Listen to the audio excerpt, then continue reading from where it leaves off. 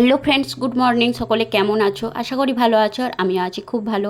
তোমাদের সুস্থতা কামনা করে আমি সঞ্চিতা আমার নতুন একটা ভিডিওয় তোমাদের সকলকে অনেক অনেক স্বাগত জানাই। সকালবেলা দেখো, ঘরের জানালা দরজা বন্ধ করে কাজ করছি, মানে একটা দম বন্ধ কর অবস্থা এরকম চলছে এখন কন্ডিশন। কারণ বাইরেতে কাজ হচ্ছে, প্রচুর পরিমাণে ধুলো উঠছে, তার জন্যই কিন্তু দরজা জানালা বন্ধ করে দেওয়া আছে, আর পাখা চলছে, লাইট জ্বলছে। কি আর করব, সকালবেলা ঘুম থেকে উঠে আগে বিছানাটা বাগিয়ে নিলাম, তারপরে রুমটাকে একটু ভালোভাবে পরিষ্কার করে নিলাম, ঝাঁটি নিলাম, তারপর মুছে নিয়েছিলাম। আর তোমাদের সাথে পুরোটা শেয়ার করা হয়নি, কারণ ভিডিওগুলো আমি ছোট ছোট করে কিন্তু তোমাদের সাথে শেয়ার করছি।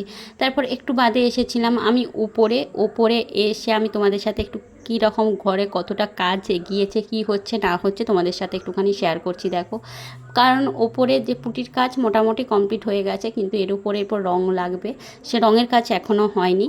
আর এরপর বাইরের কাজ হচ্ছে আপাতত।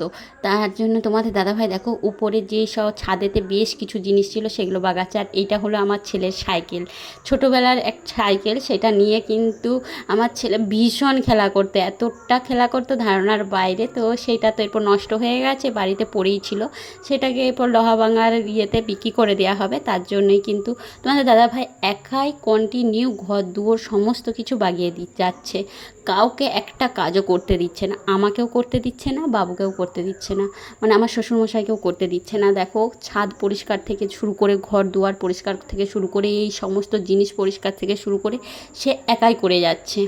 সে কন্টিনিউ বলেই যাচ্ছে যে আমি কদিন ছুটি আছি সেই কদিন আমি করে নিই, তারপর তোমাকেও করতে হবে, বাবাকেও করতে হবে, মাকেও করতে হবে, কি আর করবে বলো। আর এদিকে দেখো মিস্ত্রিরা এসে বাইরের কাজে লেগেছে, আর আমি চা বানিয়ে দিয়েছিলাম, তারা চা খাচ্ছে, একটুখানি তোমাদের সাথে শেয়ার করলাম। তারপর আমি সোজা চলে এসেছিলাম রান্নার ওইখানে বলতে সবজি কাটতে। আর এর আগের দিনের শরীরটা আমার কিন্তু ভীষণই খারাপ ছিল, আজকে অনেকটাই সুস্থ আছে। আর এদিকে আমি সবজিগুলো কাটতে বসেছি, এরপরে আমি সবজিগুলো কেটে নিয়ে কিন্তু রান্না করব। আর সকালবেলায় এখন কাজের হালকা আছে, তার জন্য কিন্তু বিশেষ কোনো কিছু কাজ করছি না, তার জন্য মা সবজিগুলো কাটে আমি কেটে নিচ্ছি, কেটে নিয়ে রান্না করছি। আর মা এদিকে কিছু জোগাড় করছিল, ভাত বসাচ্ছিল। আর তোমাদের দাদাভাই করছে কি, দাদাভাই এখন মিস্ত্রিদের পেছনে পেছনে কোথায় কি কাজ হবে, কোথায় কি হচ্ছে না হচ্ছে এই সব দেখে যাচ্ছে। বললামই তো, সে আছে মানে আমার অনেক কিছু চিন্তা থেকে কিন্তু আমি মুক্ত আছি। তারপর রান্নাবান্না করে কিন্তু আমি আর সেরকম সেই সময়টা ভিডিও বানাচ্ছিলাম না, কারণ যা গরম ছিল পাখার তল থেকে একদমই উঠতে ইচ্ছা করছিল না। আর উপরন্তু আবার নিজের যেমনই হোক শরীরটা একটু ভালো আছে, কিন্তু ও খুব একটাও তো সুস্থ নেই। তাই দুপুরবেলা একবার খাবার সময় দেখো, আমরা কিন্তু প্রত্যেকটা দিন একসাথে খেতে বসি, সকালেই হোক, দুপুরেই হোক, আর রাত্রেই হোক। সকালেরটা সবসময় হয়তো ঠিকঠাকভাবে হয়ে ওঠে না, কিন্তু দুপুরের রাতে অবশ্যই শ্বশুরমশাই, শাশুড়ি মা, আমি, ছেলে, তোমাদের দাদাভাই থাকলে দাদাভাই, আবার ঠাকুমা থাকলে ঠাকুমা, মানে সবাই মিলে একসাথে না হলে কিন্তু খুব একটা খাই না, খুব কাজের সময় ছাড়া কিন্তু আলাদা খায়। তোমাদের সাথে একটুখানি শেয়ার করলাম। আর এইটা হলো বিকালবেলায় দেখো তোমাদের দাদাভাই কিন্তু আবার সেই ঘর দুয়ার বাগাতে শুরু করে দিয়েছে, মানে বললামই তো, সে একা হাতেই সমস্ত কিছু করে যাচ্ছে।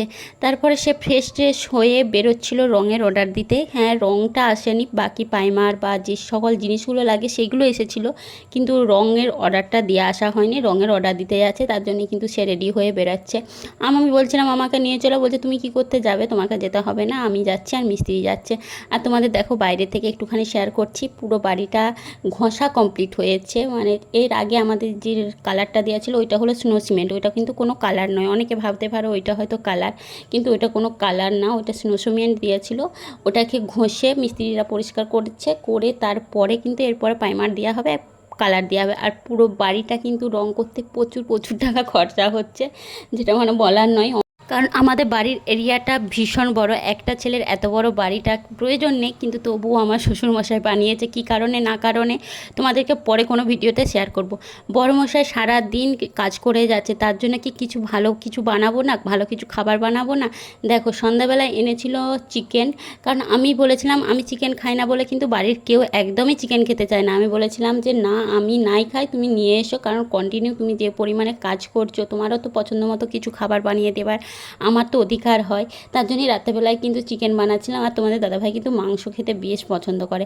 যাই হোক, রান্নাবান্নাও কমপ্লিট, সিম্পলি রান্না করেছি, আর সেভাবে তোমাদের সাথে শেয়ার করলাম না। লাইক, কমেন্ট, শেয়ার, ইউটিউব থেকে দেখে থাকলে সাবস্ক্রাইব, আর ফেসবুক থেকে দেখে থাকলে ফলো করে দিও। চলো সকলকে টাটা।